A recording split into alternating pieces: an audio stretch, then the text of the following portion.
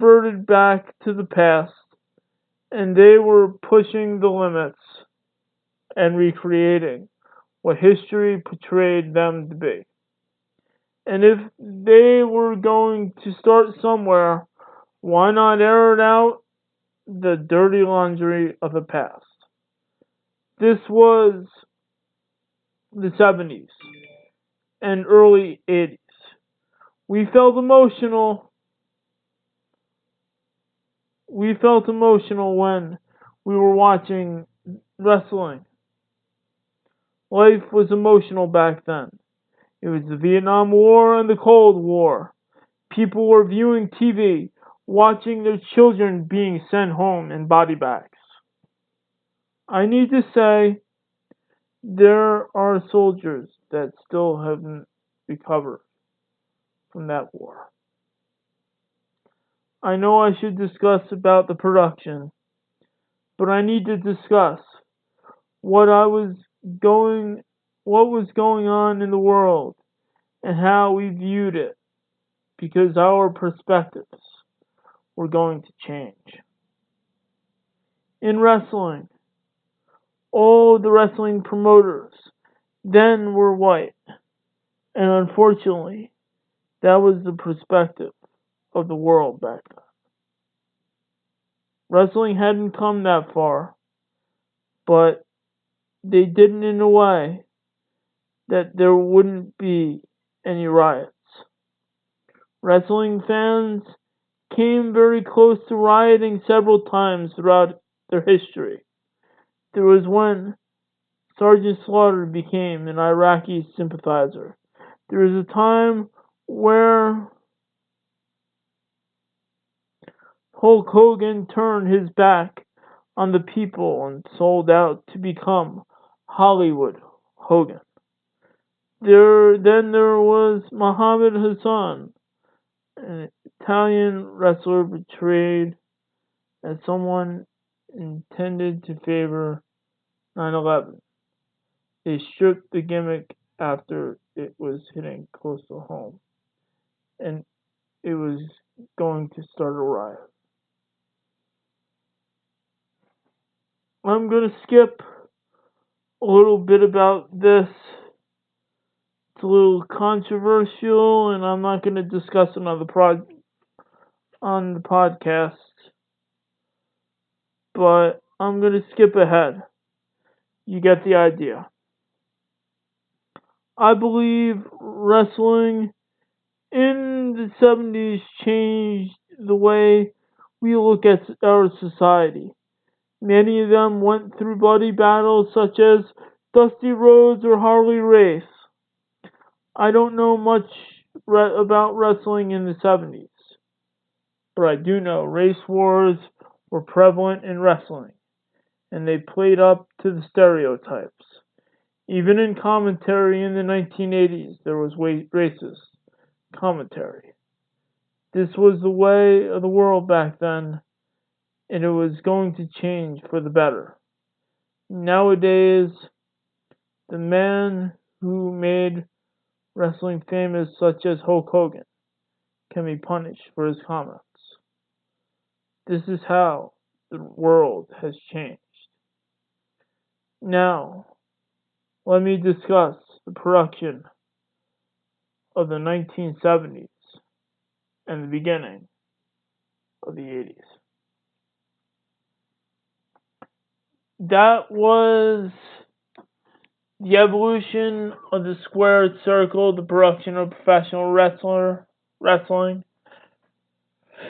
Written by me, Joseph Evaldi, and narrated by Dickie Thomas. That was a character of mine, Joe Baxter, reading it for me. Now, I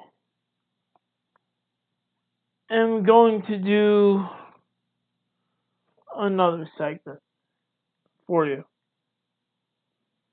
And considering that I am Joseph Evaldi, I could have skits and everything else, and from time to time I'm going to invite characters of my network to appear, and I'm going to do topics from shows. I'm going to do a topic from yesterday's news. And in the topic, I'm going to have Joe Vester read yesterday's news, a segment. Because Joe Vester is our news reporter. He reports on the news, and I know we should start news in the beginning, but we're going to have news at the end. Joe Vester, take it away. This just in from yesterday. Flagstaff, Arizona, AP News. Chocolate spill creates sweet hot mess on Arizona highway. I guess they're getting prepared for Valentine's Day. I don't know. Flagstaff, Arizona, AP News. Authorities in northern Arizona had a sweet hot mess of their hands after a tank trucker's trailer detached from the truck and rolled on its side on slick pavement, spilling a river of liquid chocolate onto westbound lanes of Interstate 40. The Arizona Daily Sun reports the wreck Monday about 11 miles, 18 kilometers, east of Flagstaff. Required cleanup crews to pour most of the 40,000 gallons, 151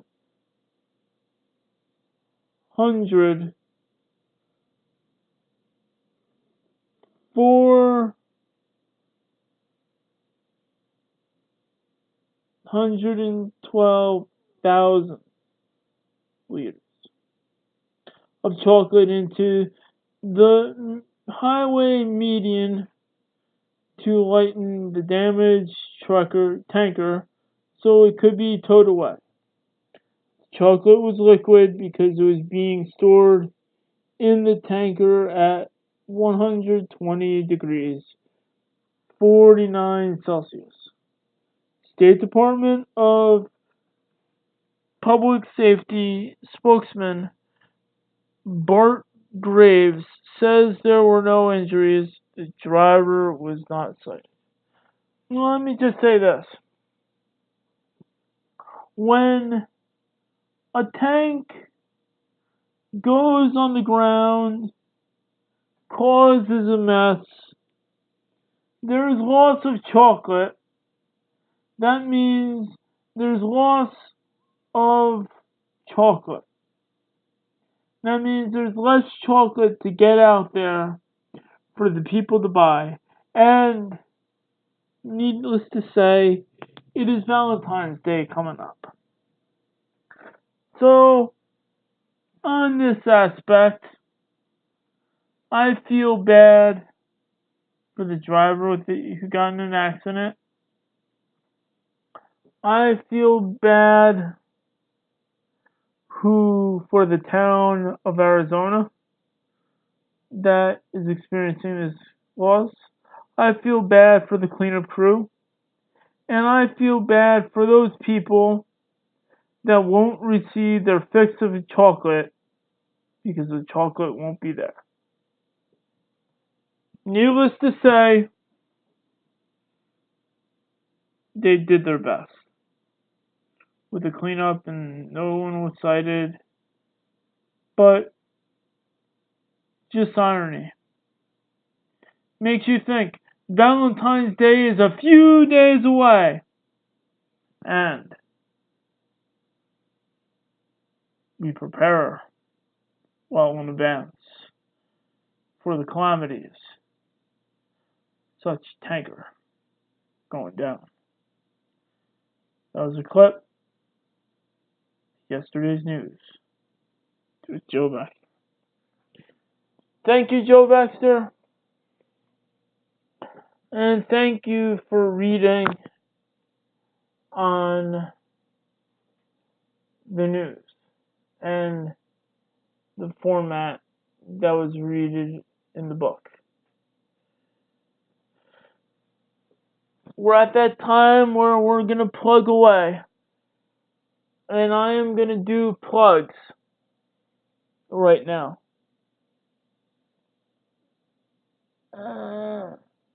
Teeth. This is plug time. First, I want to plug something. I want to plug a show on the network. I want to plug the Joseph Evaldi podcast. I want to plug Spiritus Holographica, and I want to plug Journal to the Dreamscapes and Slow-Mo Joe's Timeless Poetry Show. Those shows are going through a transition right now. We're in production with Slow-Mo Joe's Timeless Poetry Show. We're in production with the Joseph Evaldi podcast. We're even in production with the other two shows, even though they're trying to find their identity. So, we want to thank the show. We want to thank shows like Ricky and Wolfman, Tone Wolf and Bearheart, and Yesterday's News with Joe Baxter and Curtis Bearheart, because they're our anchor on the network. They're our anchor shows. Ricky and Wolfman is a strong show. Spiritus Holographica is a strong show. And, they do whatever it does and it works. So, thank you again. I want to give a shout out to the Bill and Mo Show, another podcast. They're friends of mine. Went to high school with them. They do some good stuff. And I'm giving them a shout out. I hope they return the favor to some of the stuff that we've done on the network. Also, I give a shout out to the Coffee House in Edison. They are the group that lets the Joe's Writers Group do meetings. So thank you to them. Thank you to Richard Andrew Olkis and the characters of Twilight Cricket, Ricky, and Curtis the Bearheart. Like I say, they're anchors of the show, and Richard Andrew Olkis has poetry, writing, baptisms of fire, and his works can be found on the Amazon Kindle and the Amazon for Malthoria and other books. And also, I have a Soul Warrior's Journey available on Audible, iTunes now, and also Barnes & Noble's Press. And sooner rather than later, once I get my books together, I might